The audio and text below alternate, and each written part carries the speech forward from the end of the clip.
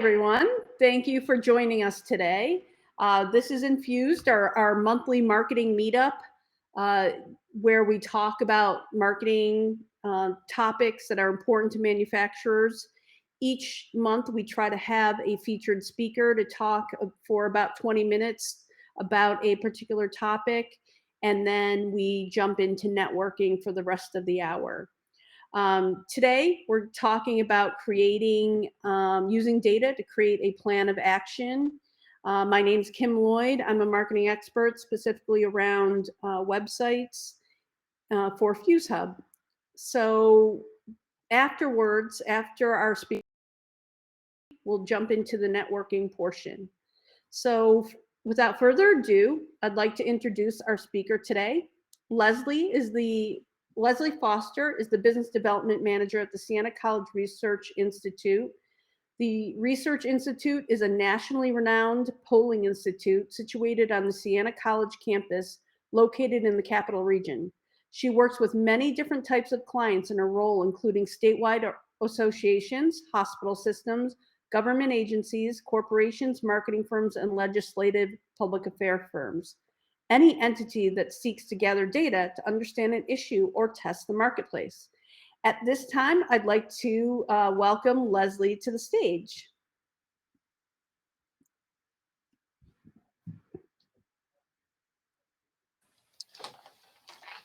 Great. Thank you, Kim. Hi, Leslie. Appreciate the warm welcome. I'm going to share my screen. I brought a presentation to share with everyone today. Let's see.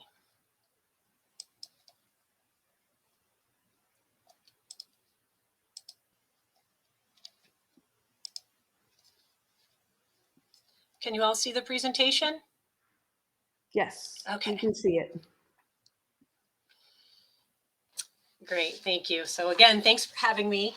My name is Leslie Foster. I'm Business Development Manager at the Siena College Research Institute. I've been here for 7 years, and I look forward to sharing the information with you today. I'm going to talk a little bit about the type of work we do, give you a little background history on the Siena College Research Institute.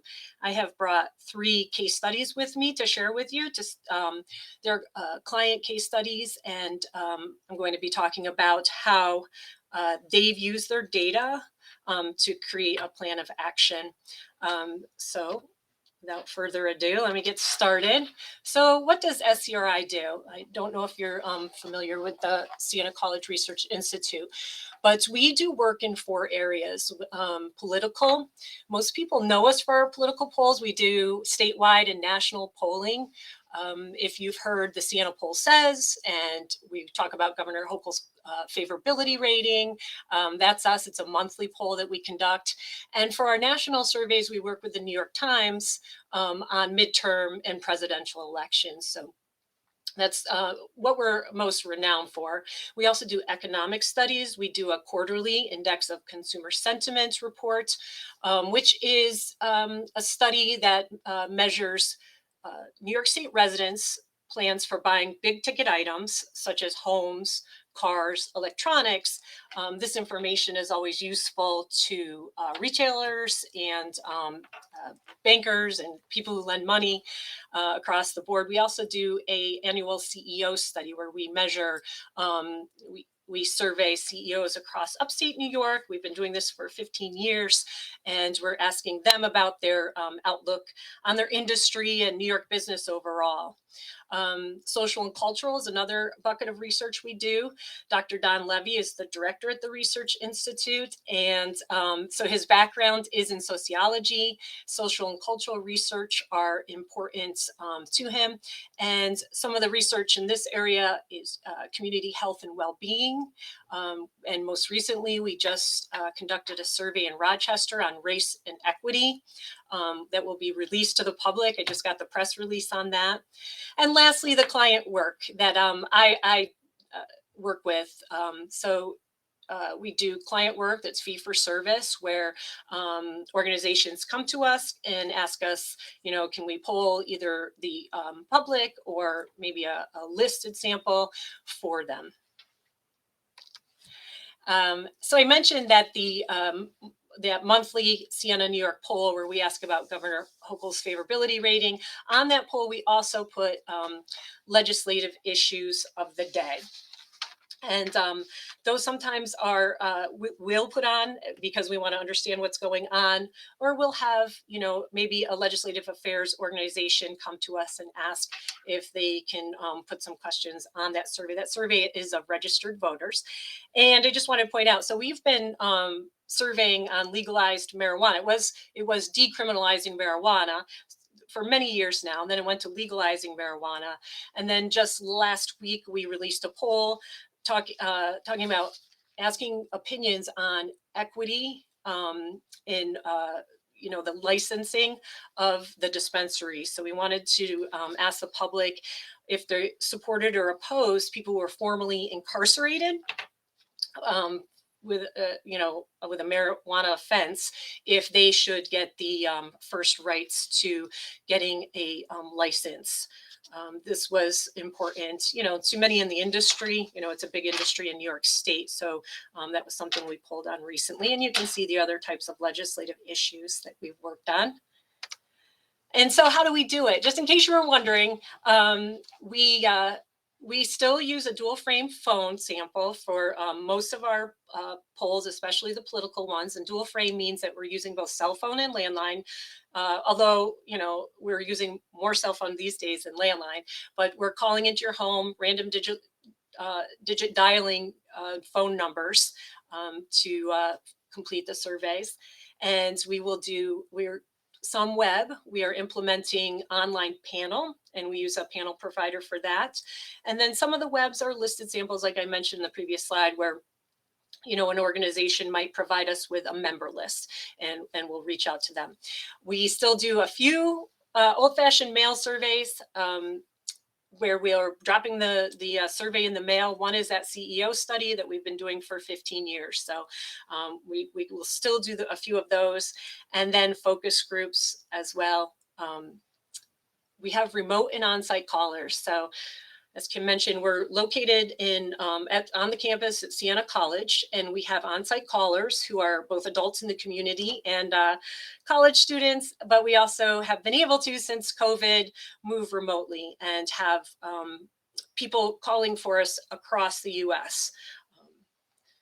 So that's been beneficial. This is a little bit of a brag slide. I don't know if you're familiar with Nate Silver, but he hosts the natesilver538.com website. If you follow sports, I think he will use aggregate data and report out on sports statistics, but he also does Polling Institute. So this was a tweet that he put out about us, and it says, looks like we might have a new Pollster ratings leader, Upshot New York Times. So you could see where we were ranked #1 for this particular poll. But we have an A+ rating with our New York Times study, and we have an A rating overall. We are one of six polling institutes across the United States that has an A rating. So I feel proud of that here in the Albany area, that we're one of six across all of the US that has that #1 ranking. And then just to give you a little background on the clients and media partnerships that we have. The media partnerships that we have, typically we partner with them for our political polls. So we will not poll for a politician or a PAC, political action committee. We will typically partner with a news organization to poll on a race. So whether it's, congressional, Senate, gubernatorial, presidential, we'll poll with media partners on that. And then also with the media partners, we sometimes poll on social and cultural surveys that I mentioned. For instance, we just last week released a survey with the New York Times on free speech. So the survey itself was about cancel culture, and it was asking, what was your level of comfortability to speak with your coworkers, your friends and family, people at home, about your thoughts and feelings. So how comfortable are you about being able to speak your mind? And for the Times Union, we have polled with the Hearst Foundation on opioid use in the past, doing 2 studies on opioid use across the state. most of our, as I mentioned, most people know us for our political work, but a lot of the work we do that really doesn't make it to, out in the public or publicly released is our health and community well-being work that we do with hospitals and organizations across the state, actually across the Northeast. And then the bottom, I've dropped in some of our advocacy clients that we work with, and notably, you'll see the CEG. I brought them as one of the case studies to talk about today. So we work with advocacy clients. Typically, it's legislative affairs. They have an issue that's a proposal or a bill that they want to understand public opinion on, and we will do polling for them. Steps in the polling process. This is, fairly simple slide. We typically meet with a client. We define the problem or issue that they want to understand. We decide who the sample is going to be. Who do we want to talk to? Is there going to be an oversample of a specific group? How are we going to reach them? We'll create the questionnaire with the client. And this is an iterative process where we go back and forth and we come up with the final questionnaire.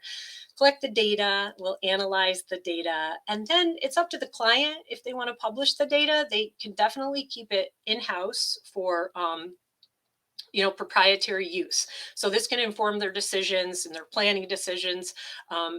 So if they don't want to go to the public, they can keep it for internal purposes. So on to the case studies. I think these are always interesting to take a look at. At first, your mind might get boggled by all the numbers and lines here, this Excel spreadsheet. This was a study. Now, this was done in 2015, but I love this study because of the data that was found in this study. So this was a study for a phone carrier, and they wanted to understand smartphone usage. I just want to draw your attention to quickly read these because I have brought two other crosstabs to share with you, but we'll do the questions, kind of go down the page like this. The answers are here, and then you can see the demographics across the top. So this was a New York State study, and we'll break it out into 3 different regions, typically New York City, suburbs, upstate. Gender, age, income, race, ethnicity, and education are typical demographics that we have. And what this allows you to do is dive deeper into these different variables to see what the differences are. For this, we asked about their cell phone status and usage. And I have this big yellow arrow here because I wanted to point out that at the time, 21% of the individuals that we surveyed said that they had cell phone only.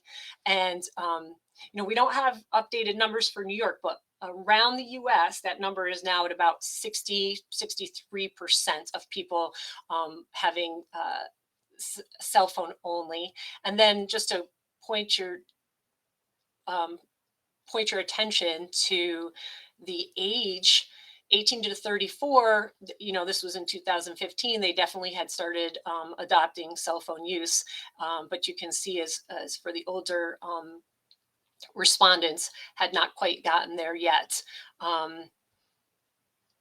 Okay. So again, this client wanted to understand smartphone usage, and particularly iPhones. But we surveyed the state, and you can see the data that they gleaned here when they're looking across and seeing what regions did not have as much adoption as other regions. Binghamton was well below the other regions. So, if you are this client and you receive this data, you can say to yourself, well, let's take a deeper dive into Binghamton, whether it's, the competition is fierce there, or if there's just more room for growth and they haven't started using iPhones, smartphones, as much as the other regions. This gave them the opportunity to target this area and bring this number up. So something to work on. And I'm only sharing a few slides from the presentations, just the ones that I thought were most interesting. So this is smartphone usage by these age groups. The other one was like cell phone use only that I shared with you in the data set. So at that point, 18 to 34-year-olds were 83%. They're now up to 90% of smartphone usage. And then, if you delivered this to a client and you were talking about marketing and what areas would you want to focus on, if you look at the 50 to 64 at that time, and only 40% of people had smartphone usage in that age range, this would definitely be an area that you'd want to focus on. You'd go out to market and you would start creating commercials and things to target this age group. Same with 65 plus. This was something that, if 1 out of 4 people had a cell phone and used a cell phone in 2015, this would be an area that you might want to grow with education and, maybe some, why it's good to have a cell phone. And that number has gone up as well to 61%. As I was preparing this presentation, I was thinking, okay, so in my life, who's 65 and older, and do they have a smartphone? So 100% of the people I know in my life that are in their late 70s have smartphones at this point. So, these were areas to target and areas for growth for this client. They also were interested, I think, as I mentioned, in iPhone and Android usage, the comparison between the two. So at the time, those who said they had a smartphone, 53% had the iPhone and 43% have an Android.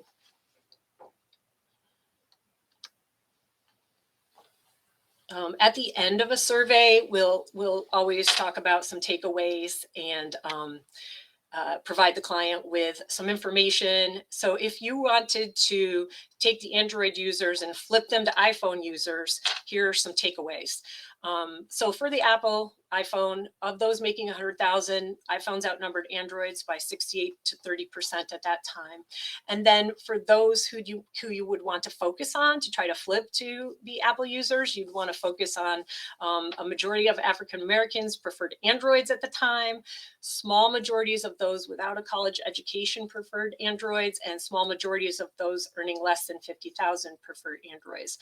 At that time, you could do a little bit of a deeper dive to see, was it cost, or were people used to having Androids and the iPhone adoption hadn't happened yet.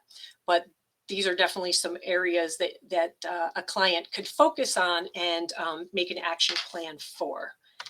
I left this slide for last. I love this slide. This is app usage for the people at that time. And I like to point out that, plurality, 47% of people who had the smartphone said that they had maps for navigation, and 45% had social media on their phones. But if you come down to the end of the slide on the right here, and you take a look at these apps, 1 out of 4, 1 out of 5 said they had a health app at that time, health fitness app, a finance app, or a sports app. So I ask all of you to think about your phones and the apps that you have on your phones. And, do you have a health or fitness tracker? Do you have a banking app on your phone? And, maybe not everyone has a sports app, but I know, there's ESPN and I think like Poker Stars. I'm thinking primarily about the the online betting in New York State that's happened. So I believe there was probably a lot of downloading of apps at this point. So when we provided this data to the client, you could see there's definitely room for growth in creating and marketing apps for these reasons. So the second case study that I brought with me is one on telehealth medicine. This was pre-pandemic. This was a study where we were asking people with children in the household if they would use a telehealth app to call and have a FaceTime with their doctor at the time. So I think that's very interesting. It was a, if we build it, will they use it survey.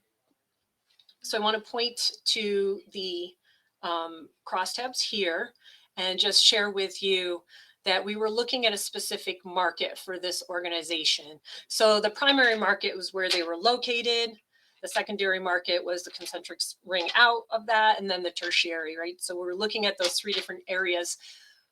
Primary happened to be more urban, secondary was like a suburban, and tertiary was a more rural. And you can see some of those breakouts throughout the crosstabs. For this one, we asked gender, age, income, and education, and we asked age of child in the house. we produced a couple of infographics for this client to use and market with. And I'll just, I know there's a lot of information on this page, but I'm going to draw your attention to these medical bags here. And the question was, have you had a time over the last year when you were concerned for the medical condition of your child, but couldn't reach a primary care doctor? So, 4 out of 10 people said, yes, that has happened in the last year. If you think about it and you have a child at home and they're sick and you're trying to call and get a hold of your doctor and you can't get through and you're leaving a message, that happened to 40% of the people. They were unable to take child to urgent care or an emergency room. So 2 out of 10 said that this happened to them, 20%. This is, you're at work, you can't get there to take your child, you live in that, outer ring and there's not anything close by, you have lack of transportation and can't get your child to the urgent care and emergency room when they're sick. And the last question here was, answer was, couldn't take child to receive care because of cost. So 17% of people responded that this was a factor for them. I always think about, so this is just a small area that we're surveying, but when you think of the whole state, that really is a large population that has that issue. So these are some barriers to why these parents or caregivers couldn't get their child to face to face with a doctor. And then, you want to know that, because if you're going to build this, you want to have that information on, what are the barriers so that you can, argue against them when you go out to market. And then for this part of the survey, I wanted to point your attention here, and then I'll bring it up here. But these are these donuts ask, how useful would it be to you? So how useful would an application like this be to you? And 9 out of 10 said it would be useful. So with numbers like this, they're very good, and you can pretty much, know that if you do build it, people will use it. There is an acceptance of people using this. And again, this is pre-pandemic. So people were interested in this. How likely would you be to download this app? 8 out of 10 said they were likely. And do you think this app will benefit residents in your area? And again, so these are all very strong numbers for the client to get and then to move forward on. Just briefly up here, we asked about, when would you use the app? And so you can just see these numbers across the board that they would, use it if they were out of town, if it was overnight and they didn't want to get the child out of bed and take them to go get care during the evening. So some very strong numbers for this client. Down here at the bottom, we'll have clients ask us about the cost. So it's always a difficult question because no one wants to actually ever pay for something, but we try to give a threshold on, if you're going to download this app, how much would you spend? So we found out, just at the time, thinking about what it would cost for this app, that $15 was something that 20% of the people would very likely download. So this $15 was something that most people said, yes, we would go for that. And then when we raised it to 25, that fell off a little bit. So, the client knows from this, data that they could go out at $15 and people would have an appetite for it. Okay, so this set of crosstabs is our study with the CEG, the Center for Economic Growth. We were able to partner with them in the summer and fall of last year. And we were asked to participate in a survey of manufacturers across the state to ask them about reshoring. The CEG had funding for reshoring and wanted to see who would be ready for it and what types of industries would be looking into reshoring.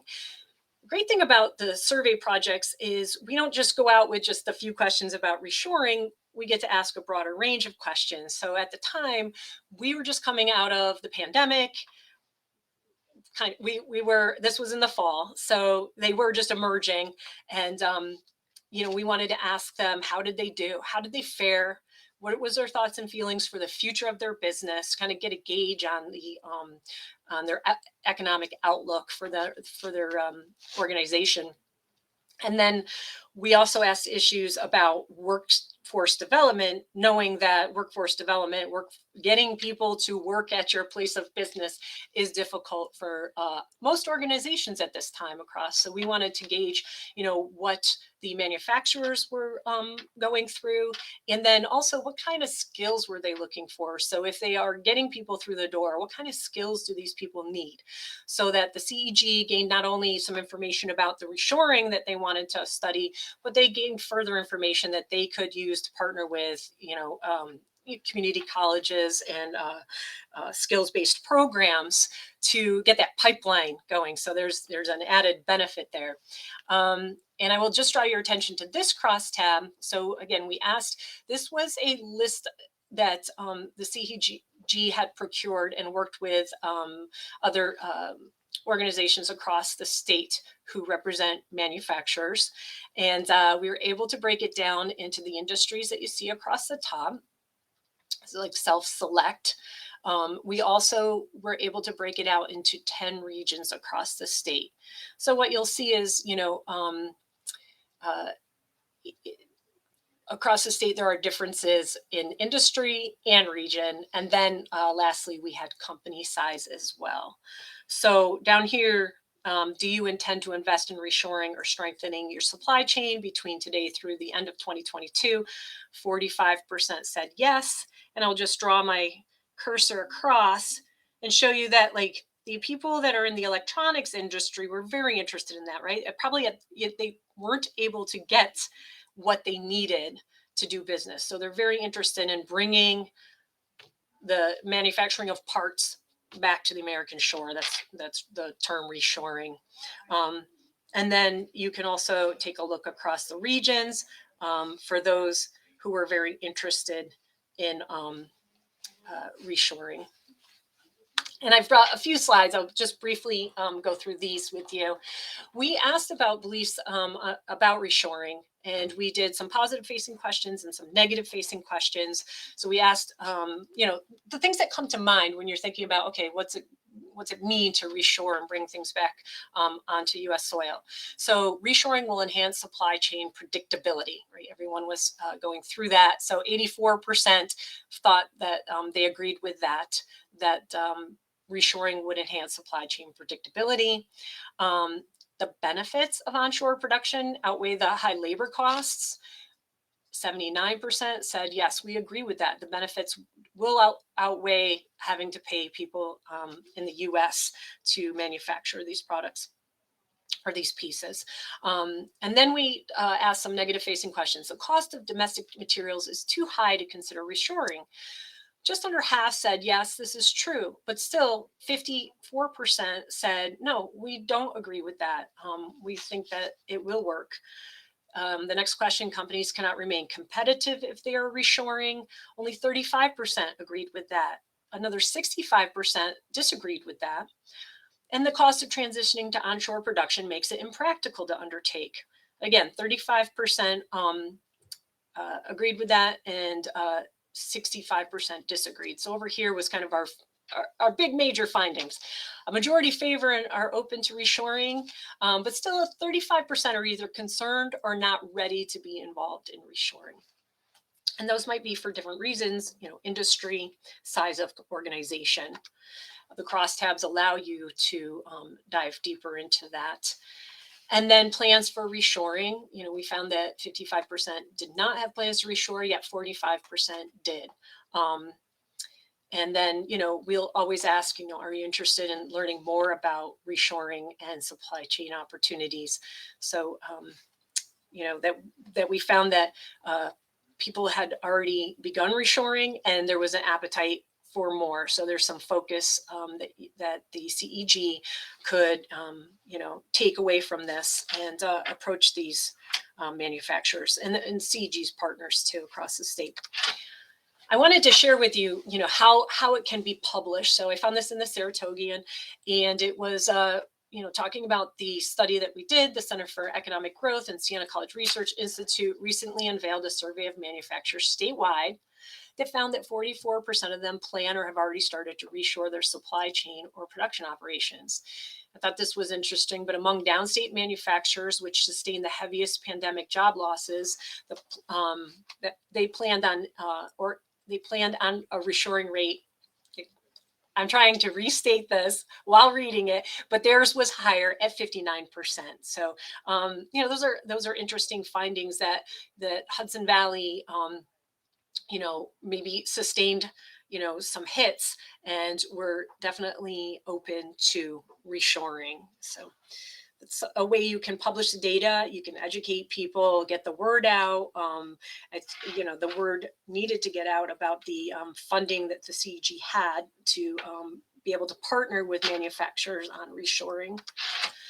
And then I just mentioned that we were able to ask some other questions. So we asked about some hard skills and soft skills that they said the employees needed to have to work with them. And then we also always end with some findings and takeaways. So I have this information available. CEG released it publicly, and my director, Don Levy, gave a webinar in November. So if you would like the PowerPoint or you want the data sets, I have those available. And this just last part of this presentation just kind of goes over some of the other types of clients that we work with and the information that they glean from collecting data, like public opinion research data. So examples of governance polls, these are those health and community well-being surveys that we conduct. And we're asking people about their overall health, their mental health, chronic health, and it gives the communities that they live in a bar to measure against, because the hospitals of the area, community foundations, nonprofits are really focused on making sure that that their community is healthy and that no one slips through the cracks. So these surveys will, again, if you recall those crosstabs, the demographics will show you who actually has some need for some additional help in having a healthier life. Legislative issues. So the tagline across the top says above 60%, you can go to the bank. We like to say this around the office. If we poll and you get support that's 60% or higher, that's something that you can really take in front of the legislature and argue for. So some of the different issues that we've polled on are alternative energies. We surveyed Long Island and Queens for those windmills that were going to be placed on the Long Island Sound. And we've also surveyed across New York State, where people wanted to build them on the farmland to subsidize the farmland. We have pulled on natural gas and fracking back in the day. We have surveyed most recently on vaping. We've surveyed for years on smoking rates, and vaping is something new. The county health departments would like to raise the age and also would like to eliminate selling fruit flavored cartridges to youth, because they feel like, it was a cessation, like a smoking cessation device, which I thought was, good for everyone. However, now, unfortunately, the youth are using them, as you all know. So, we'll pull on public opinion support so that they can get this moved through and similar to tobacco sales, get the age raised. And then I added this dedicated bike lanes and complete streets because I love this study. We did a study for a firm in New York City, and they wanted to understand, if people in New York City would be willing to give up their ability to drive themselves into the city, maybe have some closed roads so that there could be complete streets where people had walkability and fresh air, as well as maybe dining. As you can recall, they went to on-street dining during the pandemic, and they wanted to model it after cities like Barcelona and Paris. So, we found there was an appetite for dedicated bike lanes. That's a safety issue too in New York City, as well as some support for these complete streets. That allows them to move forward, and they used actually in a campaign, a media campaign that they went out to educate the public on. I'll try to wind this down, but mitigating crisis. These three were uh, surveys that we've conducted for people that have had issues. So we had an organization who had a spill, and they needed to clean it up, and we were brought in to ask the residents how good a job they were doing. And then we have polled those residents year over year to see if the brownfield cleanup is going well and if their quality of life is better. So this is what the organization did to make amends when they had to do their cleanup. We had a manufacturing plant that wanted to build in a town, and this is why public opinion polling is so important. They there's always the very squeaky wheel, and the people who protest. They're the people who have passion about it, about an issue. However, the general public might not come out and protest. They just stay in their homes. They don't say much about it. So this manufacturer wanted to understand if the residents of the area really felt the same way. What was their feeling on this manufacturer building in their area. So we found that from the general public, they wanted the manufacturer to come. They felt that the opportunity for tax breaks and also job opportunity in the area was important, as well as there were some environmental issues, but it was not as wasn't exactly what they thought. We found that there were other environmental issues that they were concerned about, and then the client, the manufacturer, was able to understand exactly what people were concerned with and meet them halfway, and have discussions around those issues, and guaranteeing that they would work to not have them happen. Um, we did a survey of youth and parents for AT&T on cyberbullying. This was a crisis, still is a crisis. I'd like to survey the population again after the pandemic.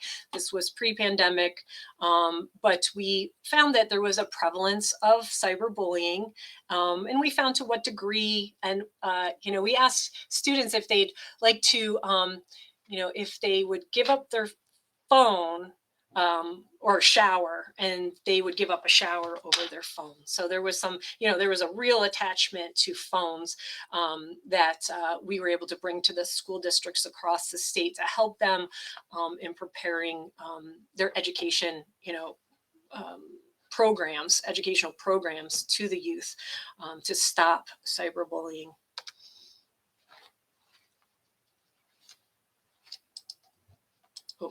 I wondered why I didn't advance, because I had those little white circles. Only a couple more slides. Use and perception. We typically do these for clients who want to understand, what the public's perception of them is.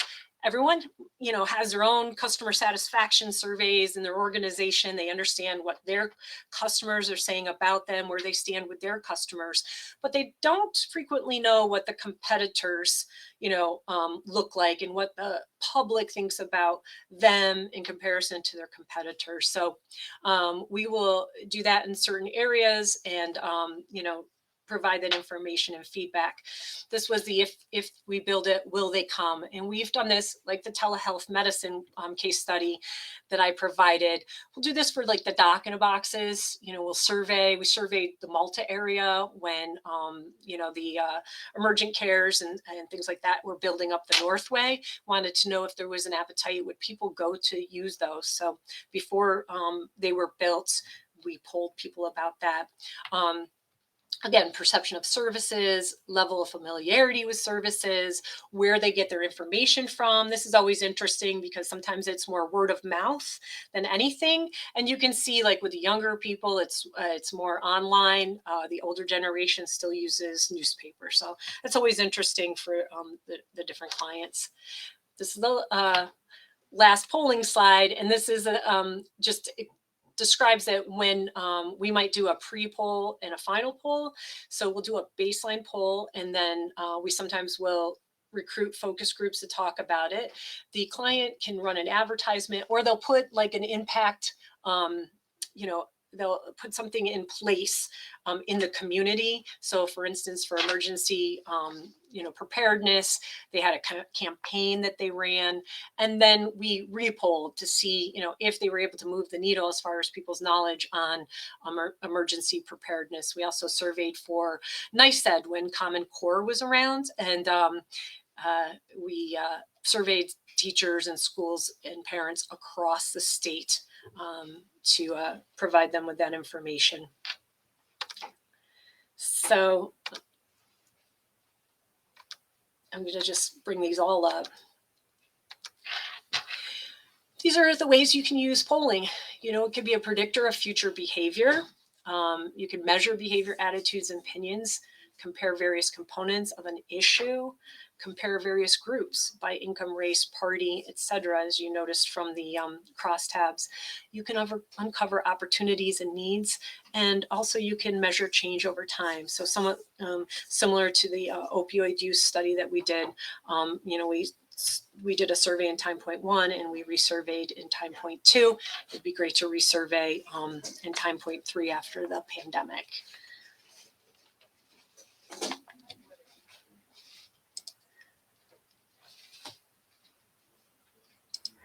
Okay.